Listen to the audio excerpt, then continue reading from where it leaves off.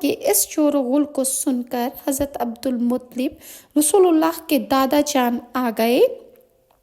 اور کچھ ہی دیر میں سارا معاملہ ان کی سمجھ میں آ گیا۔ حضرت عبدالمطلب بھی جب یہ بات انہوں نے سنی کہ رسول اللہ کھو گئے ہیں تو وہ شدت غم سے نڈھال ہو گئے اور رونے لگے، اور وہ کعبہ کے پاس آ گئے اور کعبہ کے دروازے کو پکڑ کر انہوں نے کہا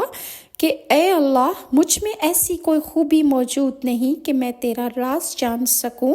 مگر میں نے محمد صلی اللہ علیہ وآلہ وسلم کے چہرے پر تیرے کرم کے آثار دیکھے ہیں، اور اگرچہ وہ ہم میں سے ہی ہیں مگر ایسے